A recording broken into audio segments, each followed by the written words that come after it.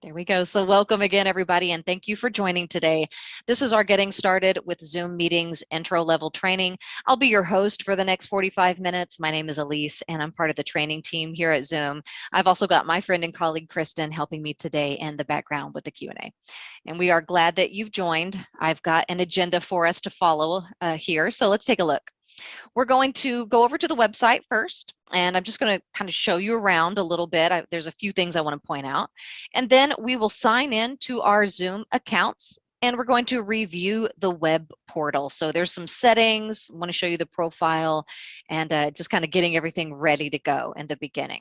After that, we will schedule the meeting together. I'll show you two really easy ways to invite people to come to your meeting. And then the fun part and the popular answer on the poll, we will switch gears, start a meeting together, and I will show you the basic hosting controls that you'll want to know how to use as you're getting started here. And those are the plans. So first things first, I want to switch what I'm showing you, and I'm going over to a browser window that I have ready to go. I am showing you the Zoom home page right now, and that's at zoom.us, just a reminder. You will want to become familiar with this page. There's lots of resources and other information here, but let me go ahead and show you two things that I want to point out. The first thing is we're going to go into the plans and pricing tab, and let's talk about who needs to sign up for a Zoom account, just in case you haven't done that quite yet. So I'm going to click on plans and pricing. It's always there. It's linked up there. And that will open up this page, choose a plan.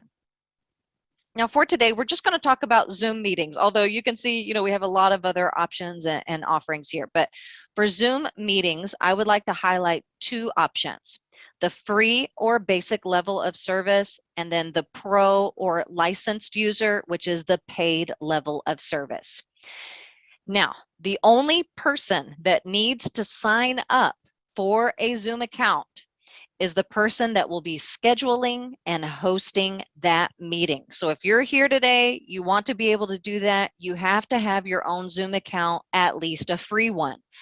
But the good news is the people that you're inviting to that meeting, your participants, do not have to have a Zoom account at all to click the link, come into your meeting, and fully participate in that meeting. So don't worry about it for them. So your two options: you could sign up totally for free. You are considered a basic user on the free level of service. You can still host your meetings and everything. You can have 99 people join you in those meetings, and you'll have the basic controls, like most of those I'm going to show you today, actually. So you'll have audio, video, security panel, sharing your screen. You can even record as a basic user and save that recording to your computer. There is a time limit though, so we're going to talk a little bit about that. And then also you don't have access to all of the features. So some of those features are for paid or licensed users only. Let's talk a little bit about how the time limit works. It depends on how many people are there. So as the host, you are going to count as one person in that meeting. If you have only one guest joining you that day, that's a one-on-one meeting, and the two of you can meet the maximum time limit, which is 30 hours. If you really wanted to meet for 30 hours, you could. However, when the third person joins into that meeting, that's now considered a group meeting, and the time limit starts when the third person joins. So that meeting will time out at 40 minutes. It will cut off. But you can always start it again, because here's the thing: there's no cap to the number of meetings you can host in a day. So you could just restart that 40-minute meeting if you wanted to do it that way.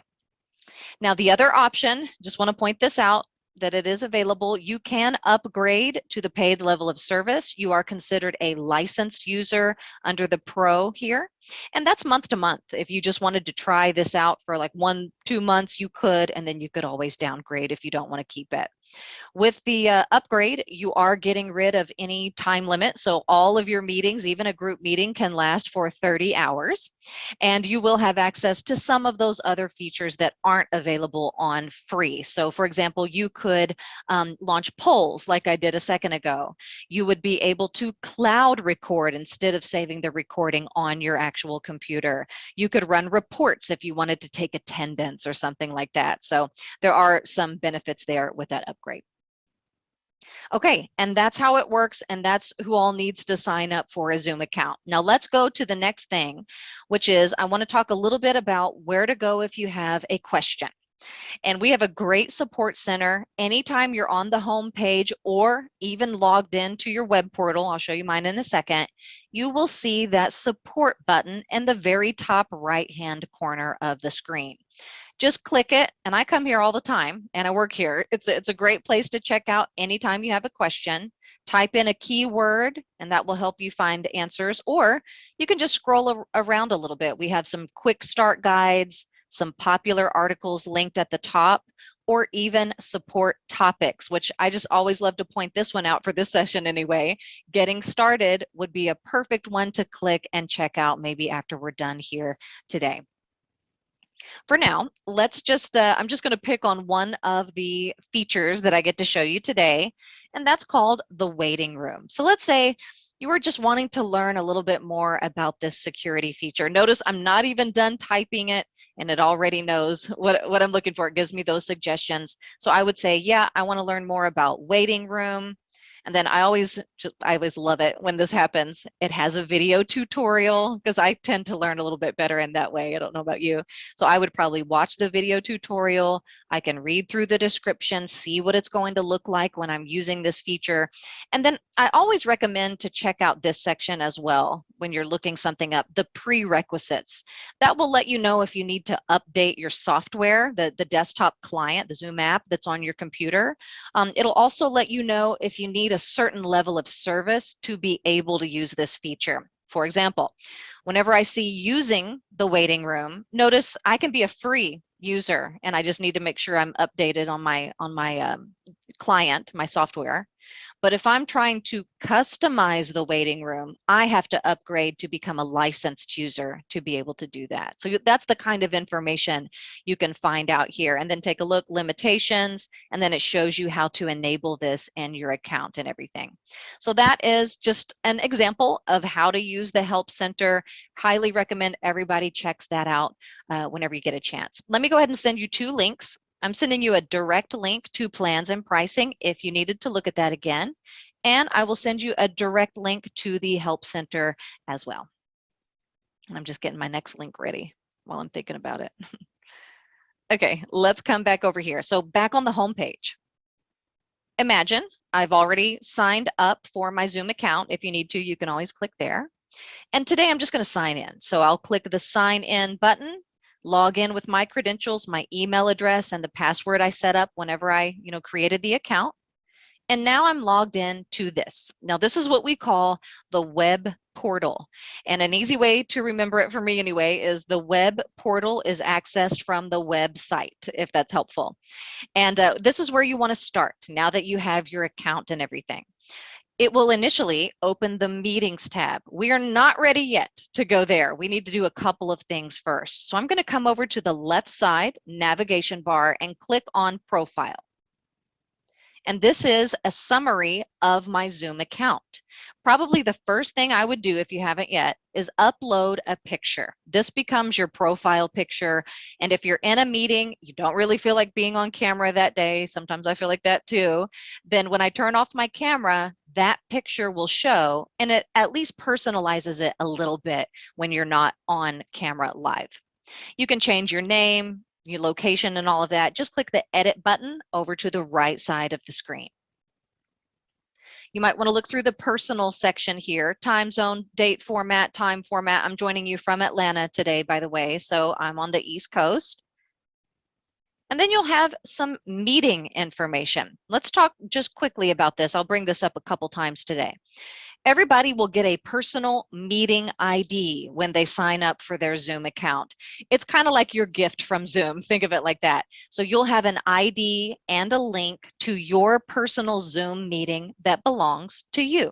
It's always open. It's always available. It never expires or anything like that. And you can use it whenever you want. However, I'm going to give you a recommendation here. I don't use mine very often. I kind of treat it like a cell phone number or an address or something like that. I'm not just giving that out to a bunch of random people, because if they know my PMI, then they would be able to join that PMI Zoom meeting at any time. And I don't really want people doing that. So I only use mine with people I know and trust, and I use it very sparingly. Okay, we'll talk more about that later. And then come on down. If you'd like to learn more about what you have, that will be under the account section. So maybe you're here today and you didn't sign up, but your company did, or your school signed you up, and you're not really sure what you have. You can find out here. Licensed, again, means pro or paid level of service. If yours says basic right there, that means you're on the free level of service. And then you'll also see I have the meeting and the webinar license. I have the large meeting add-on, so I can have 500 instead of 100. So I've got some other things going on in my account here. Okay, let's go all the way back up. And that, everybody, is the profile. So that's your step one. Let's move on to step two, and this is a big one. We need to look through our Zoom account settings before we get started scheduling and all that. So I'm going to come over to the left side again and scoot down to settings. And there are a lot of them. I'm already going to tell you that, and we do not have time to go over all of these. I'll just give you a quick scroll through. So what I will do instead is I'll jump around a little bit. I'll talk about some of them, but my main goal for today is to make sure that everybody understands how these settings work, and then I think you'll be good to go. Also, for the sake of time, we're only going to jump around the meeting settings and the recording settings for today, not any of the rest of those. Let's start at the very top. All of this is divided into sections or categories, so that kind of helps you out. Under security, you will see that all of the meetings are required to have at least one security option enabled. However, you can decide which one you'd like to use, and there's 3 security options listed. I'll show you all of these. You can set up a passcode. You can turn on that waiting room. We talked about that one already. Or you could even use the authenticated users only. So let's talk a little bit about those, and I'll show you those right here in my account. The waiting room. So that's a great security option. It will stop people, and then you get to admit them from the waiting room. I have that turned on by default in my account. And the same thing is true with my meeting passcode. That is turned on by default. So that means those 2 will be check marked on my scheduling page. However, I can always uncheck mark them on a case by case, if I didn't want to use one or the other or something like that. And then that third one that I mentioned, we talk a little bit more about this in the advanced level of training, but I'll just quickly tell you what it means. Remember in the beginning a minute ago when I said they don't need a Zoom account to come to your Zoom meeting? That is, unless you are requiring this security feature. Authentication means even your guests have to have a Zoom account, at least a free one. They have to be signed into that account to then be allowed to come into your Zoom meeting. So you might notice in my settings, I have that turned off by default. But when I get to the scheduling page, if I really wanted to use that for that particular meeting, I can always turn it on whenever I get to the page. And I'll show you that later. Okay, let's scoot on down. The next big section is called scheduling the meeting. What are some settings that you would like to have on by default when you get to the scheduling page for your Zoom meetings? The 2 that I like to highlight, these are my best practices for you. I like for the host video, that's me, and then all of my participants to come in with their cameras off by default. So we are not prompted to turn on our camera. Sometimes that really catches me off guard. Sometimes I don't even want to be on camera, so I don't want to come into the meeting and then I'm automatically on camera. Coming in with the cameras turned in the off position just means we can turn them on when we're ready to turn them on. And I'll show you later how to turn on your camera and all that. Okay, come on down. Let's just kind of scoot past the next section here. Okay, here we are. We are on in meeting basic, and the next 2 settings sections are really big and important to understand. For in meeting basic and in meeting advanced, you're going to ask yourself, what settings or features would I like to be able to use when I'm in the actual Zoom meeting?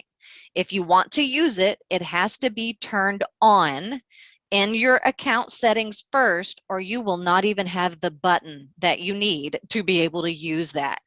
So a little later, we're going to go into that Zoom meeting together. I would like to scroll through and make sure that I have all the right settings enabled, so I will be able to show you that specific feature whenever we get into the meeting later. So one of those I get to show you today is called chat. So I have that one turned on. So we're good to go. I'll have the button. I also want to show you how to do private chats and how to send files or a file transfer in your chat if you want people to download files from there. So all three of those are on. I will be able to show you that later. Probably, oh, this is another one people ask about, co-host. How this works is you have to be a pro or paid host, and then you can select someone in the meeting and promote them to co-host. And then they can be kind of like your assistant. The person that you're making a co-host, they don't even need a Zoom account. You do, you've got to be pro, but they don't even need an account to become your co-host. So I'll just quickly show you where to find that when we get into the meeting later. This is probably the bigger one that I get questions about. How do I share my screen in a Zoom meeting like I'm doing today? Well, the first thing is this has to be turned on or blue, or you won't even have the green button to share your screen whenever you get into the meeting. So I'll show you that. That is on and ready to go. And then you can kind of, scroll around. Everything has a nice description underneath it, so that's a good place to check. Now, under In Meeting Advanced, I don't get to cover many of these today, but I am going to invite you to the next level of training. It's called Meetings Advanced, and that's when we cover a lot of the things that I have to skip today, just, due to time and all of that. If you want to learn about breakout rooms, come to the other training session. Same with closed captioning, live transcript, like I'm using today. That's in the other session, language interpretation. But I will show you two of these. So virtual background, I hope you like mine for today. If you'd like to be able to do something like that first, make sure it's turned on. And you could even play around with those video filters. That kind of changes the tone or the lighting. I'll show you what that looks like. And while I'm thinking about it, let me send out the link. If you'd like to sign up for the next level of training, advanced, I just sent the link that will take you directly to the sign up page, and that's where you can find it. I'll show it to you at the end as well. Okay, so that's pretty much all I'm going to show you from that part. I will mention, if I scoot down a little bit more here, you can change how you'd like to be emailed. So if you want to switch how many email notifications you get from Zoom, feel free to do that. Let's go all the way back up. Lastly, I'd like to show you a couple of things under recording settings. The main thing is what I already told you.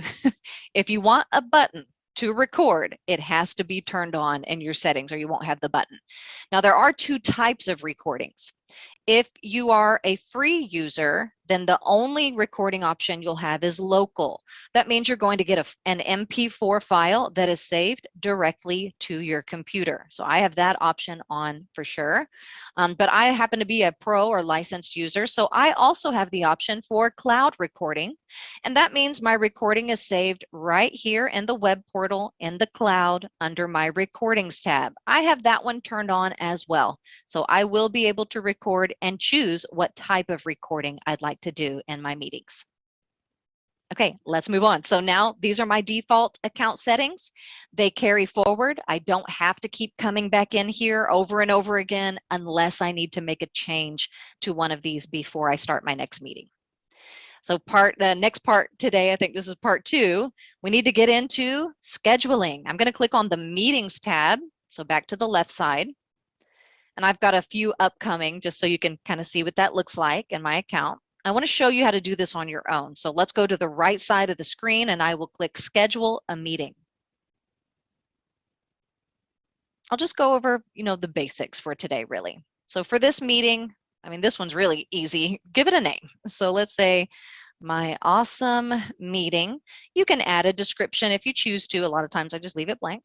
We need to decide the date, the time, and the time zone. So for the date, I like to look at the calendar here. We can say tomorrow. And for the time, I can choose from the drop down or type in a time if I want. And then the duration, let's make it shorter than 1 hour. That's kind of long. How about 30 minutes? So I'm going to make this one 0. Okay. Now let me give you a heads up on this. 2:30 does not mean that Zoom is going to automatically start this meeting for me at 2:30. And the 30-minute duration does not mean that Zoom is going to cut off my meeting at 3 o'clock. Don't worry about that. This is just helping you set up and plan the meeting. Let them know how much time to block on their calendars. As the host, you click start whenever you want. I could click start today, like right now after I get this scheduled, if I wanted to just see what it's going to look like. And if I go over the 30-minute time limit, well, I'm a pro user. I don't have to worry about the 40-minute cutoff. So I could go a whole hour. If we're having a great time, it doesn't matter. So you still click start and end as host. There's my East Coast time zone from the profile. So we did that earlier. Good that we did that. And now we have that question about the ID that I was talking about. So do you want to use your personal meeting ID for this meeting? Or would you rather Zoom come up with a random or automatic ID for this meeting? Probably 99% of the time, I let Zoom come up with the random ID instead of using my PMI. You have to have at least one security option, like we talked about. Look what happens if I try to get rid of all security. You cannot. So you have to have at least one. I really like the two at the top, having the passcode as well as the waiting room, just kind of like two layers there. Also, the passcode will be auto-generated, but you don't have to leave it like that. So I'm just going to type in something else here. So I'll just do something like that. Okay, so that'll be my new passcode. That's case sensitive, capital Z, and that'll be a part of my invitation later. And then there's that authentication. If you wanted to use that, you could check mark it. Those settings that we chose from earlier, videos are off by default. Take a look. It's already in my settings, so I don't really have to look at that unless I want to change it. And then the audio options will depend on your level of service.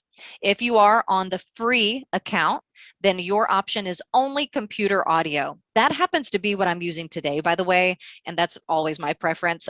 I'm joined with my headset through the internet audio, computer audio. If you are wanting to offer the telephone listening options for audio, you have to upgrade to Pro, so you have to be paid, and then I would recommend choosing both in that case. That way everyone can just decide what works best for them. I'll just use computer audio for today. We'll pretend like I'm a basic user. Okay, show. These are just some more options here. I'd like to highlight the two at the top. Would you like to let them join at any time, even before you get there as the host? Normally, I don't leave that on, but I wanted to show you something just to remember this. If you are using the security feature, waiting room, that will always override letting them join at any time. So they will still be stopped in the waiting room. If you're trying to let them join, then you need to turn that off or it won't work out the way that you're hoping. But today I want my waiting room. So I'm going to turn that one off. Would you like to mute everybody upon entry? I like that option. Just kind of get rid of background noise whenever people join into that meeting. At the bottom, let's click save. Okay, so my awesome meeting is officially scheduled, as you can see, and I'll just show you around a little bit before we invite people. There's the meeting ID. That was my random ID. I did not use my PMI. Every meeting you schedule will have an ID associated with it. There's my passcode. I've got my waiting room. And then here is the join link or invite link. I always call it join link. That's what everybody needs to click when it is time for them to join your meeting. That's probably the biggest piece of the invitation. We'll talk about that coming up next. These are some settings, so just keep scrolling. You can always make some changes. Click edit if you need to make a change there or even delete. Let's go back up. Okay, part 3 today. I've got it scheduled, but how am I going to invite everybody to come to this meeting? I'd like to highlight 2 simple ways that you can send out your invitations for the awesome meeting. For option number 1, let's focus on using a calendar. You'll see the 3 calendar buttons here. And if you're using a different calendar that's not listed, like Apple Calendar, for example, you'll want to click on the Outlook button and download the ICS calendar file, and then that can integrate with other calendars. For my demo today, I'm just going to use Google Calendar because I have that set up here. I have to verify that it's me, so I just have to, log in. And then I have to give permission so that Zoom is allowed to put this meeting on my calendar. And then I like this option because all the work is kind of done for me. So there's the title, there's the date and the time. As I scroll down, I'll see all of the information has populated. There's the link they need to click, the ID and the passcode. My main job is to come over here to the right under Add Guests, and I'll put in their email addresses, and then I'll click Save. So now it's on my calendar, and I like this because I'm always looking at my calendar throughout the day, but it's also been sent out as an email invitation for everybody that I typed in there. Okay, that's option one. Maybe you don't like calendars. That's not your thing. That's okay. I've got another option for you. So let's go back. I'm back here on that meeting information page. Option two is just copy and paste the invitation. And if you look to the right side underneath the join link, there's the copy invitation information. I'll click it, and then just like it sounds, let's copy it, and I'm going to go paste it somewhere. You can paste it anywhere, it doesn't matter, but for today, let's just pretend that I'm going to create a new email in my email account here, paste the invitation, let's give the email a name, and I'll just send it to myself so you can see what it looks like. Okay, and then I'll click send, and she got my email. There we go. I just sent her that invitation, and she will be able to join that meeting whenever it's time. Now, if you don't want to use an email, that's okay too. You could copy and paste this anywhere in another text, like a text message, another messaging app, you know, whatever you want to do, just copy and paste. The main thing is that link, the date and the time. Those are the two big ones, or three big ones. Okay, let's move on. So I have invited everybody. I'm going to come back to my meetings. I could start the meeting from this page, but I can also do that from the list. Let's find the awesome meeting. There it is. Hover over it, and now you'll see that start button pop up, edit or delete. Let's host it. So I'm going to click start. Make sure you're clicking start next to the right meeting, by the way. And now we have officially joined in to the meeting, as you can see. At the bottom, there's my toolbar, and I'm basically going to start on the left side and walk you through about half of the controls that you see on my toolbar today. Let's begin with some basics, the audio and the video. So you're going to see the microphone and the camera. Let's zoom in a little bit. And those red slashes mean that I am muted right now and I am off camera. If I'd like to turn one or the other or both of those on, I just need to click one time on each icon. There's also a small up arrow to the right side of each one of those. Those are important. So make sure that you double check your audio settings. So let's open that one. From the menu, you are just looking through and making sure you have a check mark next to the right audio source. I'll give you a real example for today. Here's my headset. I will find the name of my headset in the microphone list and check mark it. So I'm good to go on there. And then I'll find the name of my headset and the speaker list, and I'll check mark it. I'm listening from these headphones. And then if something weird happens during the meeting, I can always check mark something else and switch my audio source. There's also a great option I've highlighted in blue here where Zoom will help you with your sound check, kind of think of it like that. So test my speaker and microphone, just answer the questions, and then Zoom will cycle through all the audio sources that you have hooked up, and then you can feel more confident about your audio after that. Now it's kind of the same idea with that little arrow next to the camera. Check mark which camera source you'd like to use for the meeting. So another real example, I have an external HD webcam right here in front of me. I will find the name of it and I will check mark it in the list. This is where you can find some other fun stuff, backgrounds, filters, video settings. So I'm going to start with the video settings. And this is a great little tip that I like to give everybody, especially in the getting started session. What I typically do, remember my setting, I will come into the meeting with my camera off, not on automatically. Then I will click the small up arrow.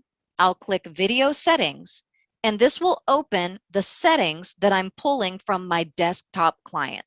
So my desktop client is the Zoom app that's downloaded on my computer. And then under video settings, I will see myself in the window. I can make sure it acts like a mirror, make sure everything looks okay, the background, and then I'll come over here and I will turn on the camera when I'm ready to be on camera. No one will see you doing this check, before you turn on your camera. So I almost always do that. And then you'll find some other settings here from the desktop client. Backgrounds and filters are very popular. I forgot to point out this one to you. Touch up my appearance is a very popular one as well. I always have that one turned on. For virtual backgrounds, you'll see I have an image behind me today. Now, here are the choices. You can have none, and that means they're just going to see your room behind you. If you choose blur, this is the example she's using here, it'll just kind of blur what's behind you. Or you can upload an image or a video, a moving background, but it depends on your computer. So the use of virtual backgrounds, you don't have to be a paid user. It doesn't depend on your licensing. It depends on your computer. Can your computer support them? If you'd like to add some of your own, just click the plus sign, and then you can add some more backgrounds for yourself. If you'd like to check out the video filters, there are a few options here. Along the top, you're changing the tone or kind of the color of the video, sepia, black and white, some of those fun options. And then at the bottom, this is where you can just kind of get silly if you want to. You can put pizza on your head. You can become a unicorn. Just, whatever you're feeling that day, have a little bit of fun in your Zoom meeting. Okay, moving on. How would you like to look at your Zoom meeting? This view is called speaker view. And that means the person speaking is larger, taking up a lot of space on the screen. Let's say I want to switch it to gallery view. I'm going to come up to the top right corner, click view, and now gallery. And I've switched the view to this. This is probably the popular view a lot of you have seen before. Now, let's say halfway through the meeting, I change my mind again. I can go right back to view and switch it back to speaker view. When you switch the view, it only affects your view of the meeting. No one can see you doing that. So you could switch the view a million times. It doesn't matter. You're just switching it for yourself. Okay, so that's speaker and gallery view. Moving on. Let's go back down to our toolbar because the next one is very important if you're going to be hosting your own Zoom meetings. You will have access to a security panel, and that means you have a lot of control over what people are allowed and not allowed to do during your Zoom meeting. Let's point out some of these. Locking the door. That means no one else can join no matter what, even if they have the link and the passcode, doesn't matter. The door is locked. Would you like to have on that waiting room security feature? I like to leave that on and then it stops people. What would you like to let your participants do during the meeting? Can they share their screens? Can they type in the chat, rename, unmute themselves, turn on their camera or not? Because you could uncheck any of these at any time during that meeting.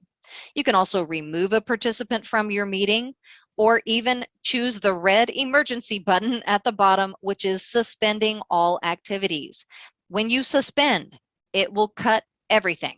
And then you can come back into the security panel and decide what you want to allow of everybody at that time. Managing. So whenever we click on participants, we will be able to see a list of everybody that's joined into the meeting. Also to the right, I can see if they're muted and if their camera is on or off. I also have a mute all button at the very bottom. Now let's pick on one of our participants. So let's say Robert here. I can ask to unmute, and then there are a lot more options in that more drop down. I just want to scoot down a little bit. You can ask someone to turn on their camera, but you can never turn on someone's camera for them. That's not allowed. And this is where you would make someone your co-host. So quick reminder on that. I would need to be a pro licensed user, but Robert here doesn't even need a Zoom account. He just needs to be a person on this list. He becomes a co-host. He can help me, muting. He could help me launch polls. He's kind of like an assistant for me during my meeting. And then there are a few other options like putting people back in the waiting room, removing, and reporting people. Let's talk about waiting room because we've talked about that about a million times today already. Here's the alert, and that just lets me know somebody's out there waiting. They'd like to come into the meeting. I could click admit from here, but what a lot of us like to do instead is let's go back down to the participants panel. but it looks different now. So take a look. It's divided into the waiting room versus the people that are already in my meeting. That gives me a moment to check the names, decide if I want to remove or admit them one at a time. I can admit all of them at the same time, but make sure you check the names first. And I can communicate with them now in a two-way chat message. So this is a chat that goes out to the waiting rooms, but now it used to be that they can't reply. Now they can reply to that chat. Also, they aren't together, so don't worry about that. They're not like in a waiting room hanging out. Each person is in their own individual waiting space, and then they won't be able to see or hear anything until you let them in the meeting. Their waiting space looks kind of like this. Please wait for the host to let you come in. Let's do chat. So we've spoken a little bit about that one as well. I'll get that alert. And then I can go into my chat panel. Now, as the host, you have access to the settings. You'll remember how I changed the settings for us today. So let's click on the three dots, and you can decide how are people allowed to use your chat. Participants can chat with no one. That's what I have turned on today. That means you can receive my messages. You cannot type back. I could open it up and let them chat just with the host/co-hosts. I could let everyone chat with everyone. I could let everyone chat privately or directly and openly or publicly. So just a note on that. If you let people chat directly or privately, that means that two people can private chat during your meeting and you will not see those private chats as the host. Okay, and let's move over. We have the emoji option and we have the file transfer because we turned that on back in our settings. That means I can attach a file, just imagine like a PDF, send it through the chat, and people can download it from there. And then no matter what, when it's time to send out a chat message, don't forget about that to drop-down list. If you are doing private chatting, make sure that you've selected the right name there and save yourself some embarrassment. Okay, let's move on to sharing the screen. In Zoom, sharing your screen is very easy. There's no uploading or anything like that involved. Think of it like this. You are just letting them look at your monitor and you're doing that live.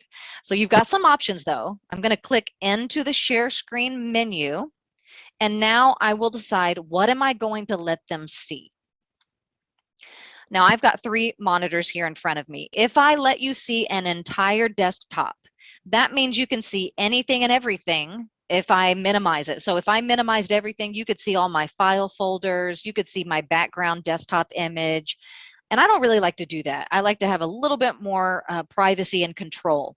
So what I do instead is I just select an application or applications that I want to let you see. So I could just say you can see Chrome only, or you can see PowerPoint only, or something like that. That's typically what I do when I share screen. If you got here early today, I had music going in the background for you, and I did that by sharing computer sound, and then I clicked play on a music app that I have open here on my computer. If you ever want to click play on a video, like YouTube video, for example, don't forget the optimize option. Only use that when sharing a video on the screen, and turn it off when the video is done playing because optimize can make your screen look kind of blurry and weird. Let's click share. And I'll just quickly show you what that looks like. So when you go into share screen mode, I mean, it does look kind of different. As you'll see, that toolbar floats up to the top and it floats around. So you could even just, click it and grab it. You can move it around your screen if you need to move it or something like that. And that green frame, that lets you know what people are seeing right now on your screen. And we talk more about that in the advanced training. There's your record button, and we have that because we turned recording on back in our settings in the beginning. And there's my end meeting button. If I end the meeting and I just leave the meeting, that means I have to make somebody else the host before I leave. If I end the meeting for all, I'm ending it for all, and now the meeting is over. Let's wrap it up. Last thing today, I'd like to imagine we clicked record. Now I want to go find the recording of my awesome meeting. So I'm going to go back into my web portal and click on the recordings tab. And remember the two types of recordings. If you did local, it's on your computer right now. So I need to go find it. There's my location. I can also click open. Cloud recording, so if you're a licensed user, This is what I did for you today, by the way. Your cloud recordings are listed right here in the portal. So then I can find the recording, go over to the right and click share. This is exactly what I'll do for you tomorrow. I'll click show. And to share a cloud recording, all I have to do is copy paste that link, and I'm going to put it in the email. That's it. I don't have to upload, and you don't have to download anything tomorrow to be able to watch this. So that's just another benefit of cloud recording. Wrapping it up. Thank you all so much for being here today. Thanks for staying. We have a few more links to send out here. I've got the download center. That's what I'm going to show you now, as well as a 7-page meeting training reference guide. That is a PDF that you can download and save to your computer. It kind of summarizes a lot of what we've done today. So that link is available.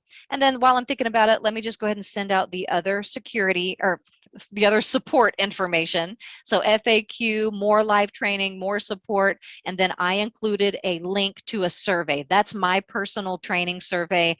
Love to hear from you. Thank you ahead of time for your feedback. It's really short, I promise. Let me show you this first part here. A big one is to keep your desktop client up to date.